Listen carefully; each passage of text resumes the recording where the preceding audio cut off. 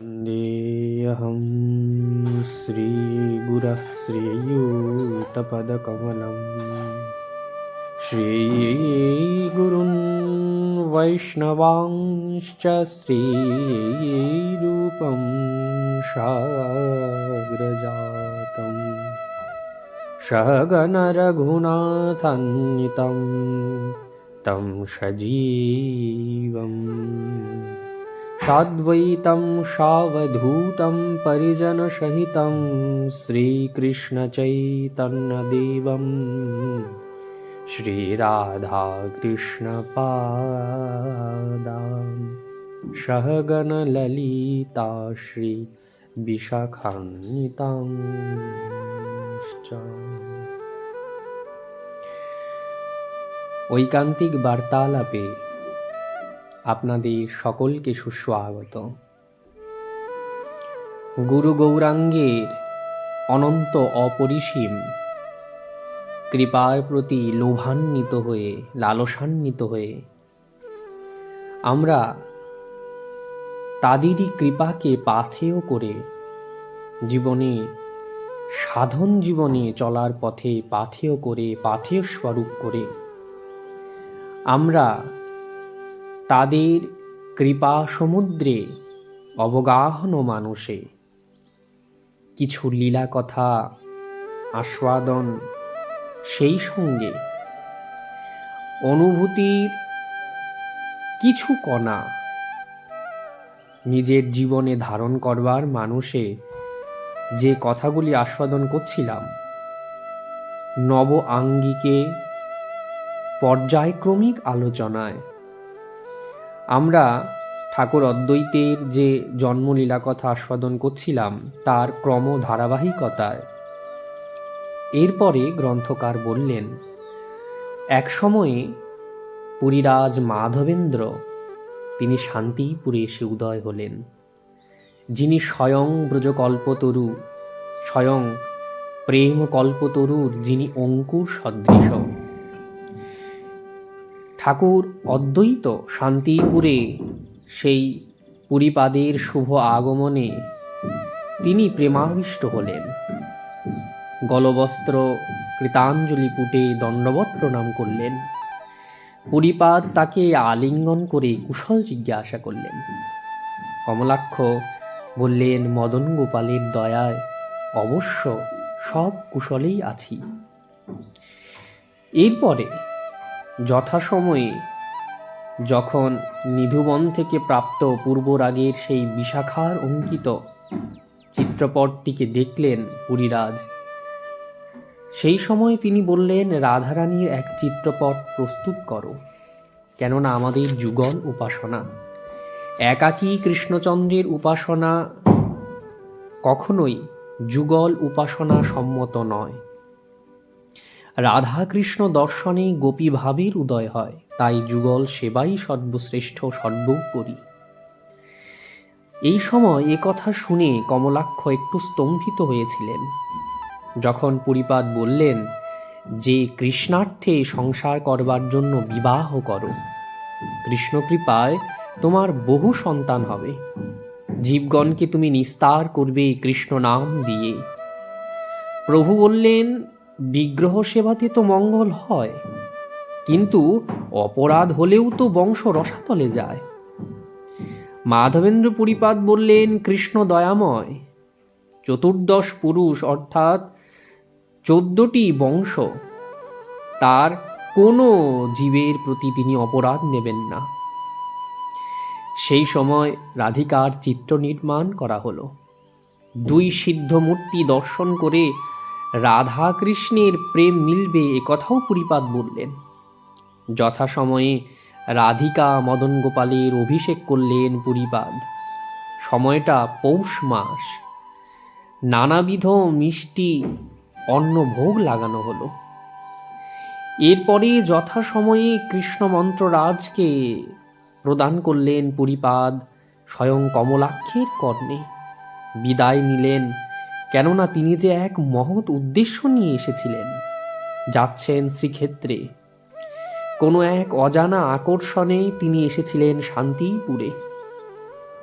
পুরীপাদ বললেন, গোপাল আদেশে আমি চন্দন আহরণে যাচ্ছি।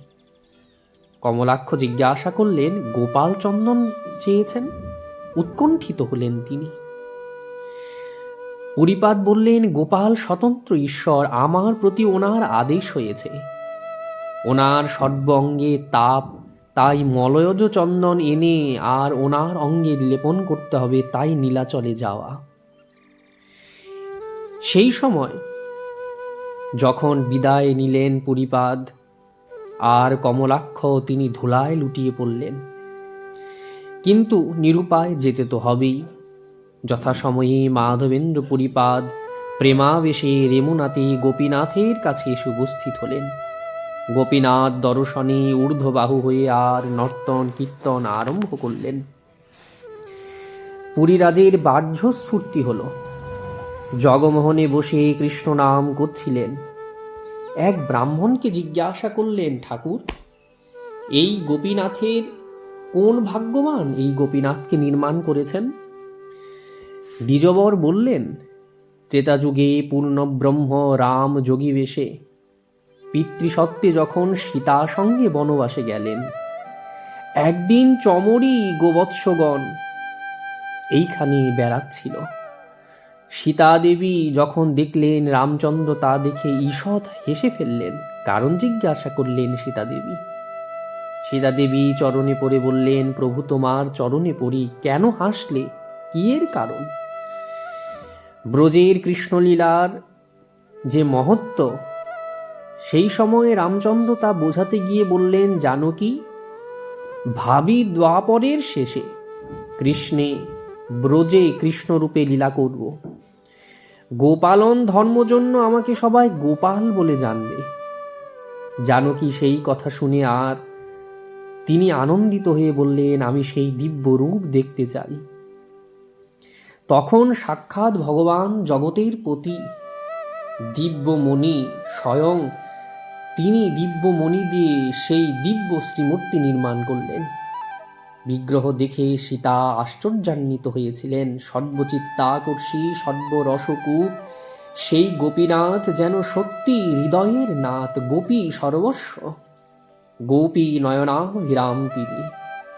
নবজলধর কান্তি অলৌকিক রূপ, দর্শনে কার না প্রেম হয়।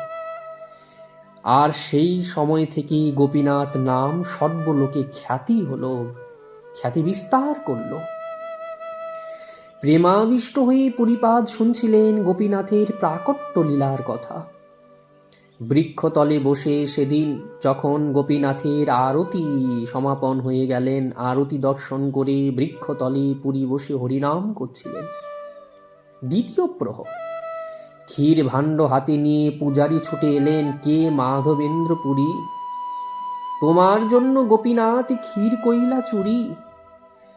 দ্বিজ আর এসে মাধবেন্দ্র পুরীপাদের ভাগ্যের সিন্ধু দর্শন করে যেন আনন্দিত হলেন। সত্যি যার জন্য গোপীনাথ তার বসন অঞ্চলে ক্ষীর চুরি করে রেখেছেন। সেই কথা শুনে সেদিন আর তিনি প্রতিষ্ঠার ভয়ে পালিয়ে গেলেন। প্রতিষ্ঠার ভয়ে পুরী চলেন পালাইয়া।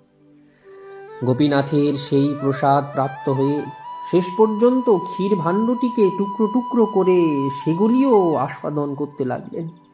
মহাপ্রসাদের অনন্ত মহিমা। সেই পুরীপাদের চরণে আমাদের কোটি নমস্কার। এরপরে যথারীতি গোপীনাথের ক্ষীরচোরা দর্শন করে পুরীধামে নীলাচলে এলেন জগন্নাথ দর্শনে পুরীপাদ। সেইখানে আর তারপরে সেখান থেকে গোপীনাথের প্রণাম স্তব স্তোত্র করে সেদিন যখন কিন্তু যথারীতি আবার রেমুনায় ফিরে এলেন। রাত্রে পুরীরাজকে স্বপ্নে দিলেন গোপাল, গোপীনাথের অঙ্গে চন্দন লেপ পুরী, তার অঙ্গে আমার অঙ্গে কোনো ভেদ নেই। স্বপ্নে বিহল হলেন পুরীপাদ। এরপরে অচিন্ত ঈশ্বরের কার্য বুঝে সেখানেই স্থির হয়ে আর তিনি দুই সেবকের দ্বারা গোপীনাথের অঙ্গে চন্দন ঘর্ষণ করে লেপনের ব্যবস্থা করলেন। দিন কত পুরী তা বিশ্রাম করে তবে পুরী প্রেমে আবার নীলাচলে গেলেন। প্রেমাকৃষ্ট হয়ে কখনো রেমুনায় আসেন, কখনো পুরী ধামে। এইভাবেই যাতায়াত চলতে লাগলো। শেষে গোপীনাথ পদে চৈত্র শুক্ল দ্বাদশীর দিনে গোপীনাথ পদে সিদ্ধিপ্রাপ্ত হলেন পুরীপাদ। অদ্বৈত প্রভু এটা সম্মুখে বর্ণনা করেছেন। এরপরে আমরা জানব কমলাক্ষ কি করে অদ্বৈত নাম প্রাপ্ত হলেন। যথারীতি ঈশান নাগর অদ্বৈত প্রকাশ গ্রন্থে তিনি কমলাক্ষ ন্যায় পঞ্চাননের অদ্বৈত হয়ে বা অদ্বৈত রূপে প্রকাশিত হওয়ার যে লীলা কথা সেইগুলি ব্যক্ত করেছেন। তা বলতে গিয়ে তিনি এখানে দেখালেন, একদিন কমলাক্ষ ন্যায় পঞ্চানন তিনি নিজের গৃহে তুলসী বেদীর সামনে যোগাসনে বসে গোপাল মন্ত্র জপ করছেন। হেনকালে শ্যামদাস নামে কোনো দিগ্বিজয়ী এসে উপস্থিত হলেন। তুলসী পিণ্ডের উপরে তুলসী দর্শন করে আর অনন্ত কবিত্ব শক্তির দ্বারা তিনি তুলসীর মহিমা গাইতে আরম্ভ করলেন। তুলসী দর্শনে পাপ নাশের কত কত মহিমা তিনি প্রাপ্ত হলেন বা ব্যক্ত করলেন। তুলসী মহিমা শেষ করে তিনি ভাগীরথী গঙ্গার মহিমা প্রাপ্ত হলেন বা ব্যক্ত করলেন। এ সমস্ত কথা শুনবার পরে ধীরে ধীরে আর কমলাক্ষ নয়ন উন্মোচন করে সামনে শ্যামদাস এই দিগ্বিজয়ীকে দর্শন করে কিছু বলতে আরম্ভ করলেন। দিগ্বিজয়ী, তোমার এই তুলসী গঙ্গার দিব্য মহিমা শুনে আমার সত্যি হৃদয় জুড়িয়ে গেছে, কিন্তু গঙ্গার বস্তুতত্ত্বে তোমার যে ভ্রম তা নিরসন হওয়া উচিত। গঙ্গার মহত্বকে ব্যক্ত করে সেদিন শ্যামদাসের সমস্ত ভুল ভ্রান্তিগুলি দূর করেছিলেন কৃপা করে কমলাক্ষ ন্যায় পঞ্চানন। মনে মনে একটা খেদ জন্মালো, কেননা ইতিপূর্বে শ্যামদাস কাশীধামে বিদ্যার্থী হয়ে যখন বিশ্বেশ্বর শিবের আরাধনা করেছিলেন, বহুদিন তপস্যা করে শিব সন্তুষ্ট হয়ে তার প্রতি প্রসন্ন হয়ে বলেছিলেন, তোমার জিহ্বায় নিয়ত সরস্বতী অধিষ্ঠিতা হবেন। কিন্তু আজ সমস্ত মিথ্যে হয়ে গেল। যখন তিনি আজ এই শান্তিপুরে এলেন, তার এই সুসিদ্ধান্ত লোকে তাকে, এই সাধারণ একজন তাকে পরাস্ত করলেন। মনে মনে শিবের বরের কথাগুলো নিয়ে আর তিনি সন্দিগ্ধ অন্তরে দাঁড়িয়েছিলেন। হঠাৎ যখন দৈববাণী হলো, কেননা দৈববাণী বললেন যে ইনি সাক্ষাৎ হরিহর কমলাক্ষ, তিনি আর আমাতে কোনো ভেদ নেই, কোনো দ্বৈতা নেই, কোনো দ্বৈত নেই, অদ্বৈত, তাতে আমাতে কোনো ভেদ নেই, তাই সে অদ্বৈত। দ্বিজভাবে সত্যি তিনি স্বয়ং হরিহর, দুই দেহ এক আত্মা, তাই অদ্বৈত। আর সেই সময় অদ্বৈত অদ্বৈত আচার্য বলতে বলতে চরণে লুটিয়ে পড়লেন দিগ্বিজয়ী শ্যামদাস। হাসে, কাঁদে, নাচে, গান, হরেকৃষ্ণ উচ্চারণ করেন। অদ্বৈত সেই সময় দ্বিজের এই প্রবল বৈরাগ্য দেখে তিনি আনন্দিত হলেন। প্রভু পদে পড়ে আর সেই দিগ্বিজয়ী প্রার্থনা করলেন, আপনি আমাকে দীক্ষা দিন, আপনি আমাকে কৃষ্ণ অর্চনের প্রণালী বলুন, যাতে আমার প্রকৃত কল্যাণ হয়। এমত অবস্থায় কমলাক্ষ বা অদ্বৈত আচার্য তাকে ভাগবত উপদেশ করলেন। প্রভু সেই সময় বললেন, তুমি ভাগবতাচার্য। শ্যামদাস বললেন, প্রভু আপনার যা আজ্ঞা তাই শিরোধার্য। এরপরে কিছুদিন পরে তিনি প্রভু পদে প্রণাম করে সেখান থেকে প্রত্যাবর্তন করলেন। এরপরে যথারীতি সেই সময়ে লাউর পরগনার রাজা দিব্যসিংহ এসে উপস্থিত হলেন, কেননা এর আগেই ঠাকুর কমলাক্ষ ন্যায় পঞ্চাননের কৃপায় তার সমস্ত ভ্রম দূরে গিয়েছিল। বৈষ্ণব হয়ে সেই রাজা প্রভু স্থানে এলেন। অদ্বৈত প্রভু উঠে দাঁড়িয়ে সম্মান করলেন। রাজা বললেন, তুমি মোর প্রভু, আমি তোমার ভৃত্য, আমাকে প্রণাম করো কেন? এরপরে রাজা তিনি বৈষ্ণব মন্ত্রে দীক্ষিত হলেন। নাম হলো কৃষ্ণদাস। 10 বৎসর ভক্তিশাস্ত্র পড়লেন কৃষ্ণদাস। সমস্ত শাক্ত মন্ত্র আদি ত্যাগ করে বৈষ্ণব মন্ত্রে তিনি সেদিন দীক্ষা নিয়েছিলেন। এই রকম কৃপা, এই রকম অনবদ্য লীলা মাধুরী আমাদের গৌর পার্ষদগণের, বিশেষ করে অভিন্ন গৌর নিত্যানন্দ দ্বৈতের এই যে লীলা মাধুরী অকপট হৃদয়ে শ্রবণ করবার সৌভাগ্য আমাদের মিলছে, সত্যিই আমরা ধন্য। ঠাকুর অদ্বৈতের কৃপারূপী সমুদ্রের এক কণা যে আমরা শ্রবণরূপী পাত্রে ধারণ করবার সামর্থ্য লাভ করছি, এটাই গুরু গৌরাঙ্গের অহৈতুকী কৃপা। আত্যন্তিক বা ঐকান্তিক বার্তালাপে ঠাকুর অদ্বৈতের যে জন্মলীলা কথা শ্রবণের আমরা ইচ্ছা প্রকাশ করেছি, ঠাকুর অদ্বৈতের কৃপায় তা যেন শেষ অবধি আমরা আস্বাদন করতে পারি, এই প্রার্থনা। আজ এ পর্যন্তই। জয় জয় শ্রী রাধে। নিতাই গৌর হরি বল।